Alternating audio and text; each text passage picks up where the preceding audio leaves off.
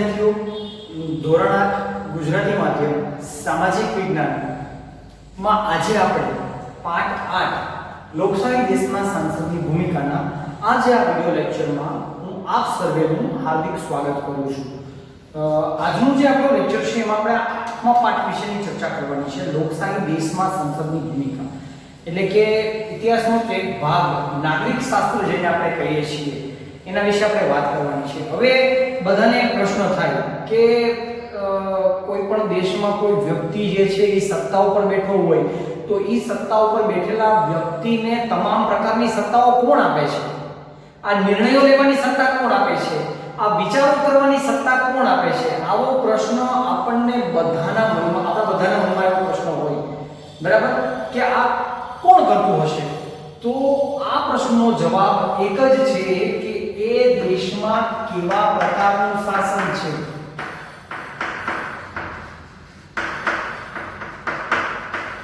કેવા પ્રકારનું શાસન છે એને આધારે નક્કી થાય છે કે એ દેશમાં સરકાર ચલાવવાની સત્તા કે નિર્ણય લેવાની સત્તા કોણ આપે છે. પ્રાચીન સમયની આપણે વાત કરીએ તો પ્રાચીન સમયમાં, બરાબર, પ્રાચીન સમયમાં રાજા મહારાજાઓ હતા. હવે એ રાજા મહારાજાઓ જે હતા એ રાજા મહારાજાઓ તમામ પ્રકારનો નિર્ણય એ પોતે જ કરતા. હા, એને નિર્ણય કરવા માટે અને એ નિર્ણયને સાચો છે કે ખોટો એના માટે સલાહ માટે મંત્રીઓનું એક આખું મંડળ એમાં બેસતું. અને એ જે મંડળ એમાં બેસતું, એ મંડળ શું કામ કરતું? તો કે એ મંડળ રાજાને જે છે એ સલાહ સૂચન કરતા. વજીરો હોય, એના મંત્રીઓ હોય, એ રાજાને સલાહ સૂચન કરતા કે મહારાજ આમ કરો, મહારાજ આમ ન કરો. પણ અંતિમ સત્તા તો છે ને એ રાજા પાસે જ રહેતી કે રાજાને જે યોગ્ય લાગે એ જ નિર્ણય લેતા.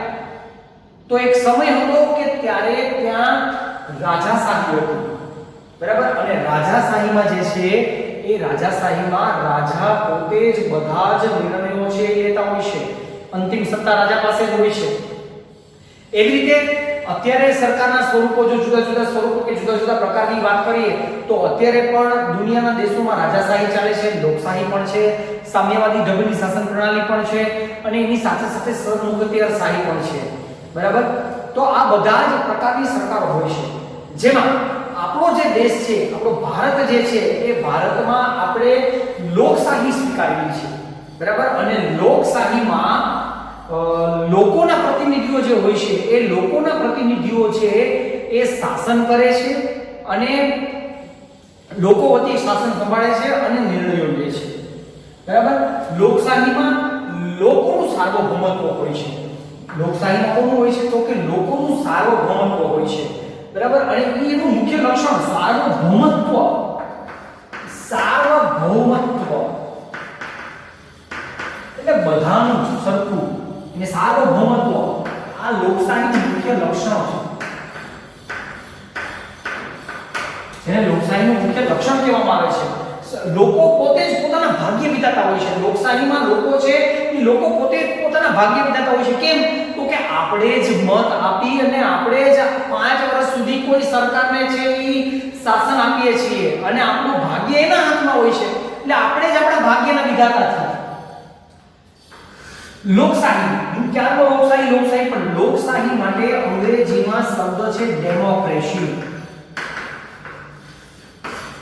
ડેમોક્રેસી, જેને અંગ્રેજીમાં ડેમોક્રેસી કહેવાય છે, જે લેટિન શબ્દ ડેમોસ અને કાર્ટોસ પરથી ઉતરી આવેલો શબ્દ છે. લોકોનું શાસન. ડેમોક્રેસીનો મતલબ થાય લેટિન ભાષામાં કેવો હોય તો ડેમોસ વત્તા કાર્ટોસ એટલે ડેમોક્રેસી. આના ઉપરથી શબ્દ ઉતરી આવ્યો છે. આ વર્ડ છે ને લેટિન ભાષાના વર્ડ છે, બરાબર. અને લેટિન ભાષાના આ શબ્દ ઉપરથી ડેમોક્રેસી શબ્દ ઉતરી આવ્યો છે. ડેમોક્રેસીનો ગુજરાતીમાં લોકશાહી કહેવાય છે. લોકશાહીની વ્યાખ્યા અમેરિકાના જે 16મા રાષ્ટ્રપ્રમુખ હતા, 16મા રાષ્ટ્રપ્રમુખ, જેના બધા ઓળખીએ છીએ, અબ્રાહમ લિંકન. અને આ અબ્રાહમ લિંકન જે છે એમણે ડેમોક્રેસીની વ્યાખ્યા આપેલી છે. એમણે ઇંગ્લિશમાં એવું કીધેલું છે કે democracy government is for the people, by the people and of the people. Democracy government is for the people, by the people and of the people. બરાબર, એને ડેમોક્રેસી કહેવાય. ગુજરાતીમાં કેવું તો કેવી રીતે કહેવાય? તો કે લોકશાહી સરકાર એટલે અથવા તો લોકશાહી શાસન એટલે લોકશાહી શાસન એટલે શું? તો કે લોકશાહી શાસન એટલે લોકો માટે લોકો વડે અને લોકોથી ચાલતું શાસન. લોકશાહી શાસન એટલે શું? તો કે લોકશાહી શાસન એટલે લોકો માટે, લોકો વડે અથવા એને દ્વારા પણ કહી શકાય, બાય ધ પીપલ, લોકો દ્વારા અને લોકોથી ચાલતું શાસન એટલે લોકશાહી શાસન. આની વ્યાખ્યા આપેલી હતી અબ્રાહમ લિંકન, જે અમેરિકાના 16મા રાષ્ટ્રપ્રમુખ, એમણે આની છે એ વ્યાખ્યા આપેલી છે. હવે આપણે જોઈએ લોકશાહીના પ્રકાર અથવા તો એમ કહેવાય સ્વરૂપ, લોકશાહીનું સ્વરૂપ. હા, એક એ છે કે લોકશાહીનું સૌથી જે અગત્યનું લક્ષણ છે એ શું છે? પહેલા એક લક્ષ્યની કહેલું છે કે લક્ષ્ય શું છે? તો કે લોકોનું હિત સાધવું. લોકોનું હિત સાધવું ને એ લોકશાહીનું સૌથી અગત્યનું લક્ષ્ય, સૌથી મહત્વનું લક્ષ્ય એ છે કે વધારેમાં વધારે લોકોનું છે એ લોકોનું હિત સાધવું. એ લોકશાહીનું અગત્યનું લક્ષ્ય છે માનવામાં આવે છે. બરાબર. હવે લોકશાહીના જે સ્વરૂપો છે, સ્વરૂપોની આપણે ચર્ચા કરીએ. આમ જોઈએ તો સરકારના સ્વરૂપ, અને એમાં આપણે લોકશાહીના સ્વરૂપ વિશેની વાત કરવાની છે.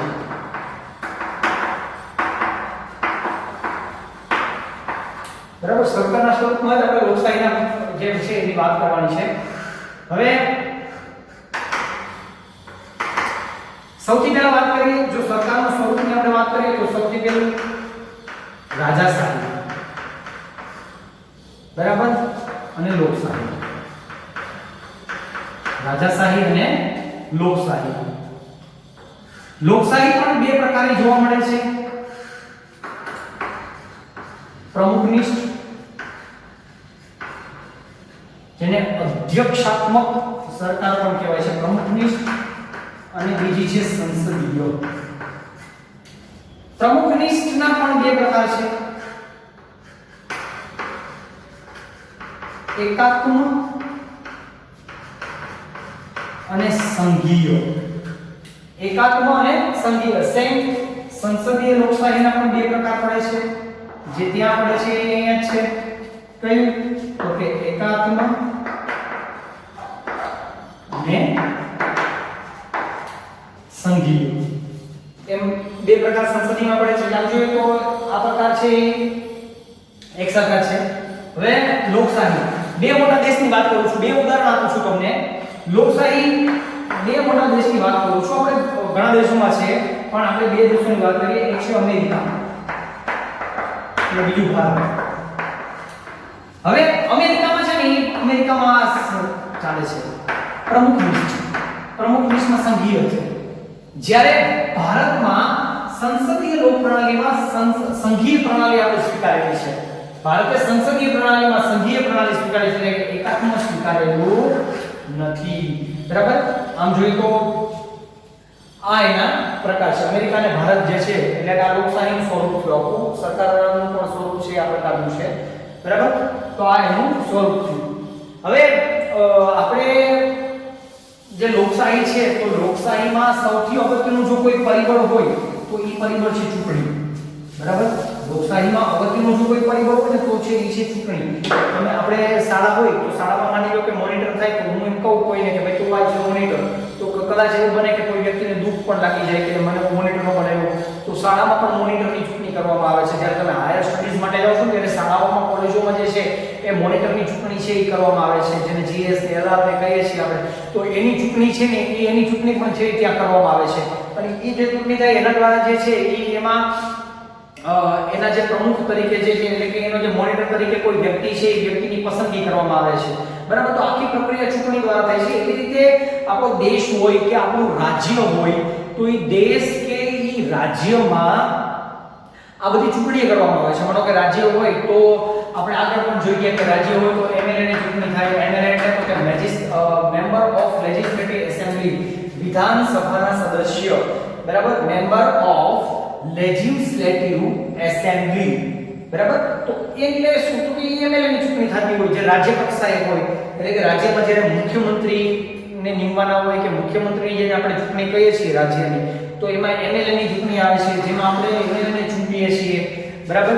પછી દેશમાં આપણે છે એ એમપી મેમ્બર ઓફ પાર્લામેન્ટ સંસદ સભ્ય જેને કહેવાય, તો એ સંસદ સભ્યની પણ આપણે ચૂંટણી છે એ કરીએ છીએ અને એની ચૂંટણી દ્વારા જે છે ભારત દેશની સરકાર કેની હશે, તો કયા પક્ષની સરકાર બનશે એ એને બહુમતી ઉપરથી છે એ નક્કી કરી શકાય. પછી પ્રધાનમંત્રી બને, એના મંત્રીમંડળની રચના થાય, તો આ બધી જ જે પ્રોસેસ છે એ પ્રોસેસ ચૂંટણી દ્વારા જે છે એ ચૂંટણી દ્વારા કરવામાં આવે છે.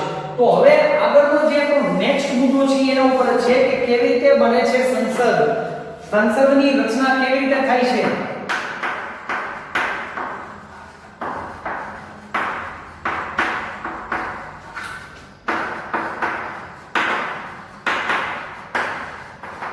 સંસદની રચના કેવી રીતે થાય છે, આપણે ભારતીય સંસદની વાત કરવાની છે, બરાબર. ભારતીય સંસદની વાત કરીએ તો ભારતીય સંસદની રચના કેવી રીતે થાય છે, કેવી રીતે ભારતીય સંસદ બને છે, તો સૌથી પહેલા આપણે સંસદને સમજવી પડશે કે સંસદમાં કોણ કોણ હોય છે.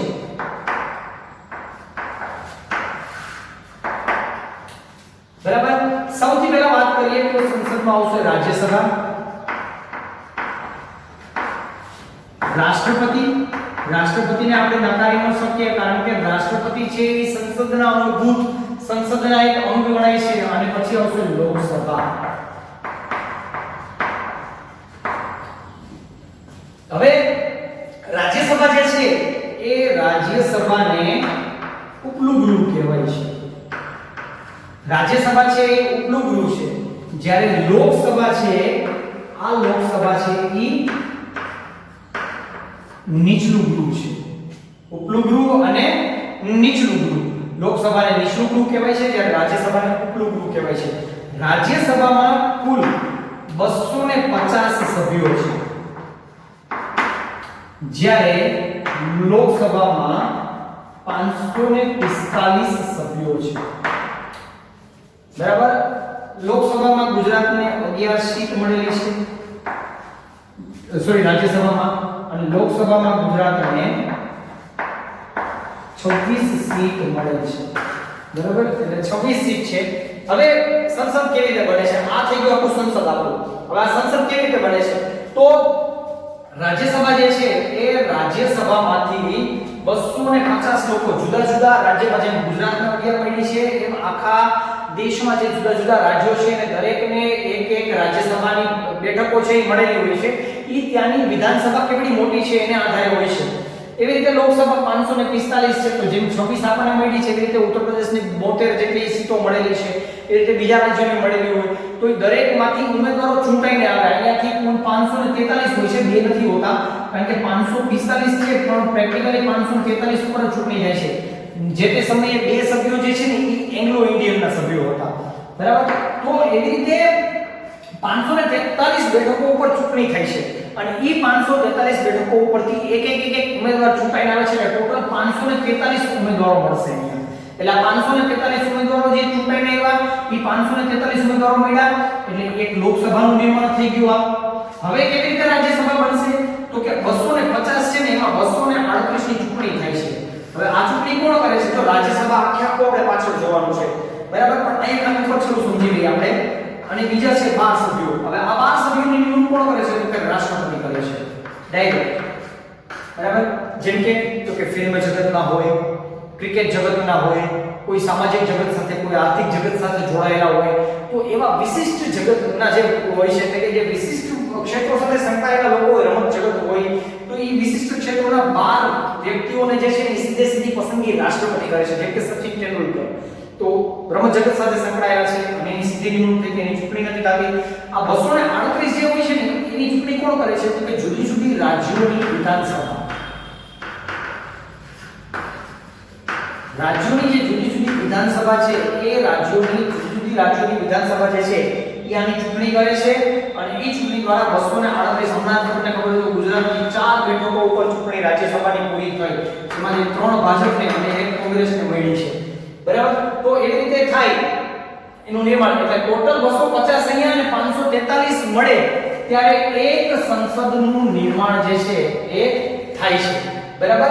એમાં ખાસ સત્તાઓ જે છે ને એ લોકસભાને મળેલી છે, કારણ કે લોકસભા છે ને એ લોકોનું પ્રતિનિધિત્વ કરે છે. લોકોનું પ્રતિનિધિત્વ કરતી આ સંસ્થા છે. તમામ પ્રકારના જે નિર્ણયો લેવાના હોય છે, તમામ પ્રકારના જેને કહેવાય સત્તાઓ જે છે એ સંપૂર્ણ સત્તાઓ જે સંસદમાં જે છે એ લોકસભા પાસે છે, બરાબર. વધારે મોટી સત્તા છે, પણ અંતિમ સત્તા જે છે એ અંતિમ સત્તા સંસદની હોય છે, અને સંસદ જે છે એની પાસે આ તમામ પ્રકારની જે સત્તાઓ છે એ સત્તાઓ રહેલી છે, અને સંસદ છે એ આવી રીતે છે કે આ સંસદનું જે છે એ નિર્માણ થાય છે. નેક્સ્ટ જે આપણો મુદ્દો છે એ મુદ્દો છે સંસદના કાર્યો. સંસદના કાર્યો શું હોય છે? સંસદના મુખ્યત્વે આપણે બે કાર્યોની વાત કરવાની છે. એમાં એક કાર્ય છે, સંસદનું પહેલું કાર્ય જે છે એ શું છે? તો કે સરકાર પર નિયંત્રણ રાખવું અને એને ઉત્તરદાયી બનાવવું. આ સંસદનું જે છે એ પહેલું કાર્ય છે કે સરકાર ઉપર વિવિધ રીતે નિયંત્રણ રાખે છે અને એને ઉત્તરદાયી બનાવી રાખે છે, બરાબર. રિસ્પોન્સિબલ બનાવી રાખે છે, લોકો પ્રત્યે રિસ્પોન્સિબલ બની રહે. આ એનું પહેલું કાર્ય છે. સરકારનું જે બીજું કાર્ય છે એ શું છે? તો કે કાયદા બનાવવા. સંસદનું બીજું કાર્યની વાત કરીએ છીએ. સંસદના બીજા કાર્યમાં છે કાયદા બનાવવા, એ કાયદામાં ફેરફાર કરવા અને જૂના પુરાણા કોઈ કાયદા હોય તો આવા જૂના પુરાણા કાયદાઓને રદ કરવા. તો આ સરકાર સંસદના સ્તરે મુખ્ય બે કાર્યો છે જે સરકાર ઉપર વિવિધ પ્રકારે નિયંત્રણ રાખે છે અને એને ઉત્તરદાયી બનાવી રાખે છે. કાયદા બનાવવા, એમાં ફેરફાર કરવા અને જૂના પુરાણા કાયદાઓને રદ કરવા, આ સંસદના મુખ્ય બે કાર્યો છે. હવે એમને થાય કે ભાઈ આ સરકાર છે એ સંસદમાં આવે તો સંસદ સરકાર પર કેવી રીતે નજર રાખે? તો સંસદ જે છે ને રાજ્યસભા અને લોકસભાના બધા જ વિરોધ પક્ષ હોય અને એમાં શાસક પક્ષ હોય, જુદા જુદા બધા જ પક્ષના ચૂંટાયેલા ઉમેદવારો સંસદમાં હોય છે, રાજ્યસભાના અને લોકસભાના. તો સરકાર છે એ તો એમાંથી એક છે જેને બહુમતી મળશે, જે પક્ષની એની સરકાર બનશે. પણ સંસદમાં તો બધા જ હશે, એટલે એ સરકાર ઉપર ધ્યાન રાખવાનું કામ કરે છે, એટલે એમ કહેવાય છે, બરાબર. હવે આપણે વાત કરીએ જુદી જુદી, જેમ કે આપણે સંસદના બે અંગોની વાત કરી કે સંસદના મુખ્ય બે અંગો છે, ઉપલું ગૃહ અને નીચલું ગૃહ. એટલે કે સંસદના મુખ્ય બે ગૃહો છે, ઉપલું ગૃહ, નીચલું ગૃહ. ઉપલું ગૃહ છે રાજ્યસભા અને નીચલું ગૃહ છે લોકસભા. તો સૌથી પહેલા આપણે એમ જોઈએ કે લોકસભાનું નિર્માણ કેવી રીતે થાય છે, કેવી રીતે બને છે લોકસભા.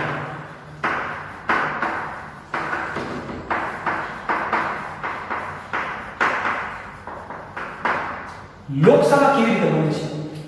આ સૌથી પહેલો મુદ્દો છે આપણો, મતલબ લોકસભા કેવી રીતે બને છે. નેક્સ્ટ ક્વેશ્ચન છે આપણો. હવે મેં તમને વાત કરી તો સંસદનું નીચલું ગૃહ છે, બરાબર. કુલ 545 બેઠકો છે. કેટલી? 545, જેમાંથી 543 બેઠક પર ચૂંટણી થઈ છે.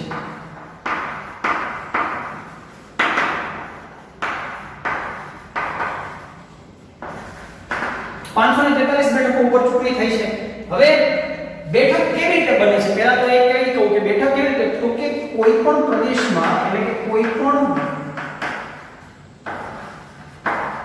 જે રાજ્ય છે એનો વિસ્તાર અને એના વસ્તીના આધારે જે છે એ બેઠકો ફાળવવામાં આવે છે, બરાબર. વસ્તીના આધારે અને વિસ્તારના આધારે જે છે એ બેઠક ફાળવવામાં આવે છે. માનો કે રાજકોટ છે તો આખું રાજકોટ એ એક બેઠક કહેવાય છે, એક લોકસભાની બેઠક કહેવાય છે, બરાબર.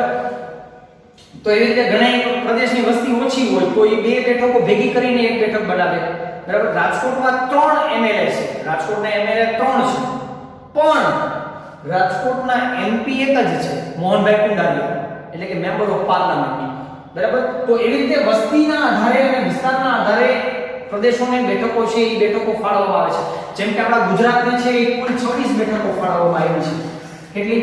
26 બેઠકો ફાળવવામાં આવી છે. હવે આપણે વાત કરીએ છીએ લોકસભા કેવી રીતે બને છે. તો મેં કેટલા કીધા તો કે ભાઈ 543 ઉમેદવારોની ચૂંટણી થાય છે. બેની નથી થતી કારણ કે બે છે ને ઈ જે તે સમયે એંગ્લો ઇન્ડિયન પ્રતિનિધિ માટે રાખવામાં આવેલી ત્યાં જે બે સીટ હતી ને બરાબર. પણ હવે તો કોઈ એંગ્લો ઇન્ડિયન પ્રતિનિધિ રહ્યા નથી એટલા કે ઇંગ્લેન્ડનું શાસન નથી કારણ કે જે તે સમયે ઇંગ્લેન્ડનું શાસન હતું એટલે બે સીટ એના માટે અનામત રાખવામાં આવી હતી. પણ હવે તો એ છે ને એટલે 543 ઉપર જે છે એ ચૂંટણી થઈ છે.